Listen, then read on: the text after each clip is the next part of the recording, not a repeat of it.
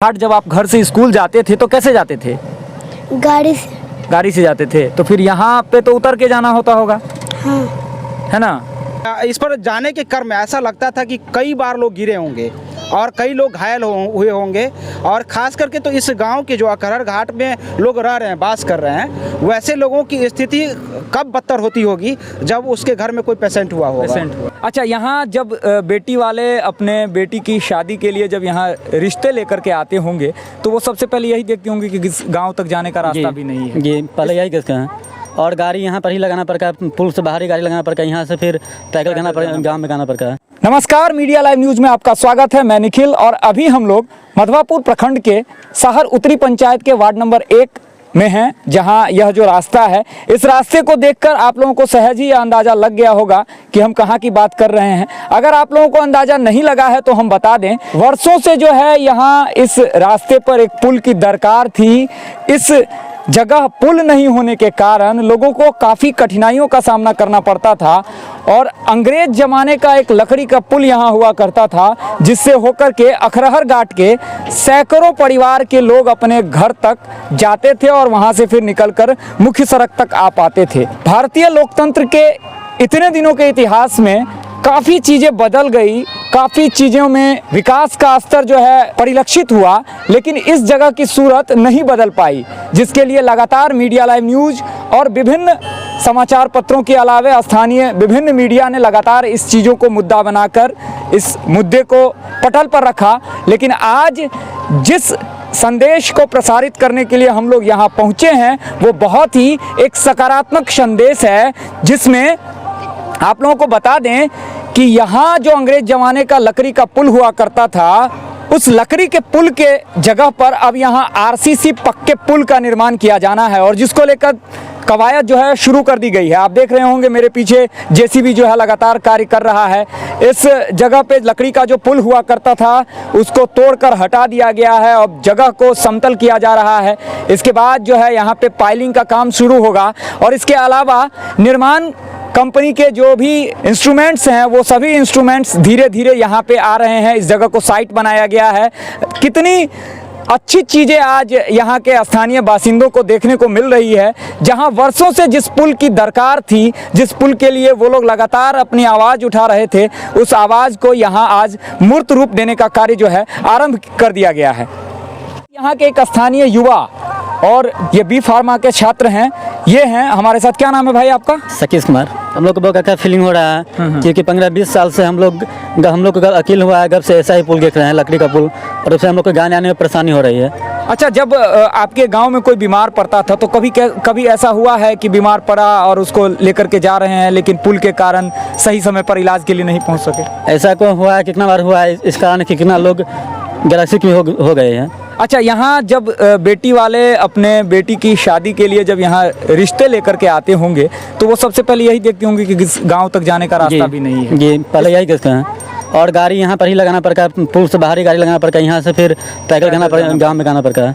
तो अभी कैसा महसूस कर रहे हैं आप लोग? अभी बहुत अच्छा महसूस कर रहे हैं। क्या उम्मीद है कि मतलब ये पुल बन जाने के बाद आपके इलाके की तस्वीर बदल जाएगी? जी, बदल जाएगी बिल्कुल।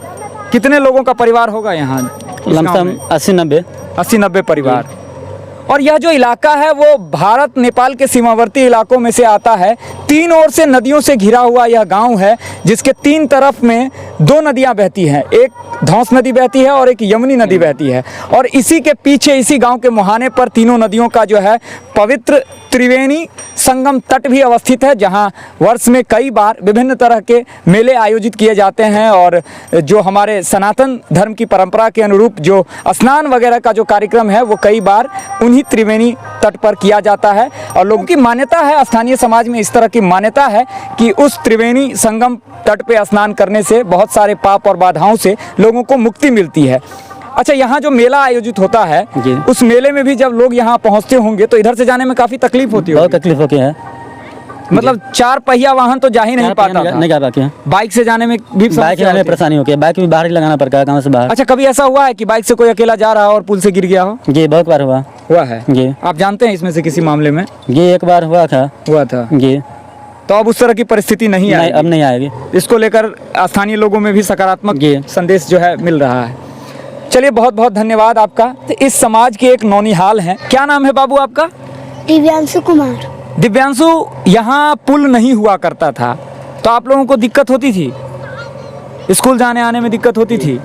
यस। किस कक्षा में पढ़ते हैं आप? किस क्लास में पढ़ते हैं? नक्सड़ी में। कहाँ पढ़ते हैं? Mount community Sahaygarh. तो सहार घाट जब आप घर से स्कूल जाते थे तो कैसे जाते थे? गाड़ी से। गाड़ी से जाते थे। तो फिर यहाँ पे तो उतर के जाना होता होगा, हाँ। है ना? अब यहाँ पुल बन जाएगा तो क्या लगता है कि आप लोगों को अब दिक्कत कम हो गई है ना? इससे अच्छा महसूस कर रहे हैं? यस। चलिए बहुत बहुत। तीन ओर से नदियों से घिरे इस गांव में यहाँ पुल की दरकार थी काफ़ी लंबे समय से, और जिसके कारण लोगों को काफ़ी फजीहतों का सामना करना पड़ता था। हमारे साथ ग्राम रक्षा दल के मधुबनी जिलाध्यक्ष और यहाँ के जाने माने शिक्षाविद धर्मेंद्र दास जी हैं। धर्मेंद्र जी, क्या लगता है कि इस पुल के बनने से यहाँ का जो सूरत है वो बदलने जा रहा है? जी निश्चित रूप से, चूँकि आए दिन देखे हैं, चूँकि पूर्व में इस तरह की घटना घटी है। मैंने एक चीज़ देखा है यहाँ पे, जब मैं खुद इस होकर के गुजर रहा था, मैं पिताजी को लेकर के बासुकी बिहारी जाया करता था। उस समय में रास्ता इसी हो के साइकिल से हम निकलते थे, पापा को पीछे बैठाते थे और पापा ड्यूटी करते हैं। उस समय पता चलता था कि यह रोड है या इस पर जाने के क्रम में ऐसा लगता था कि कई बार लोग गिरे होंगे और कई लोग घायल हुए होंगे। और ख़ास करके तो इस गांव के जो अकहर घाट में लोग रह रहे हैं, बास कर रहे हैं, वैसे लोगों की स्थिति कब बदतर होती होगी जब उसके घर में कोई पेशेंट हुआ होगा।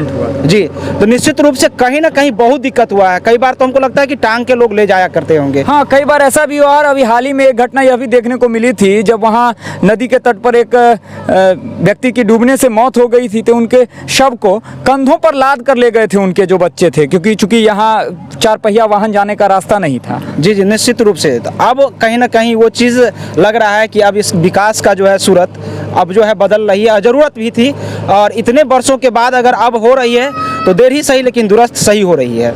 चलिए बहुत बहुत धन्यवाद। तो धर्मेंद्र दास जी ने भैया बताया है कि विकास का सूरत देर से ही सही, लेकिन इस बार अब की विकास का सूरज अखरहर घाट की तरफ भी मुखातिब हुआ है, और जिसकी वानगी है कि आज जिस जगह पर पुल की दरकार थी उस जगह पर पुल निर्माण का कार्य जो है शुरू कर दिया गया है, और इसको लेकर स्थानीय लोगों में काफ़ी खुशी है।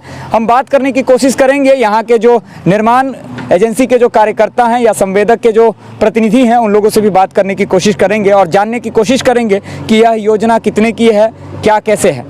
यहाँ जो संवेदक एजेंसी के जो प्रतिनिधि हैं उन लोगों से जैसी जानकारी मिली है कि यह ग्रामीण कार्य विभाग के द्वारा किसी योजना से इसकी शुरुआत की जा रही है। फिलवक्त यहाँ कोई भी ऐसे प्रतिनिधि इस बताने की स्थिति में नहीं है, ज़्यादा जानकारी वो नहीं दे पा रहे हैं। लेकिन अभी जो निर्माण कार्य स्थल है उस स्थल पर जो शेड वगैरह का जो है काम अभी चल रहा है, आप देख पा रहे होंगे। लेकिन जानकारी अगर नहीं भी हो रही है तो इन सब के बावजूद भी यहाँ के स्थानीय लोगों में इस बात की खुशी है कि यहाँ पे जो वर्षों से बहुप्रतीक्षित पुल था उसका निर्माण शुरू हो गया है। मीडिया लाइव न्यूज़ के लिए अगली कड़ी में मिलते हैं किसी और विषय के साथ। तब तक के लिए मैं निखिल आप सभी दर्शकों से विदा चाहता हूँ। धन्यवाद।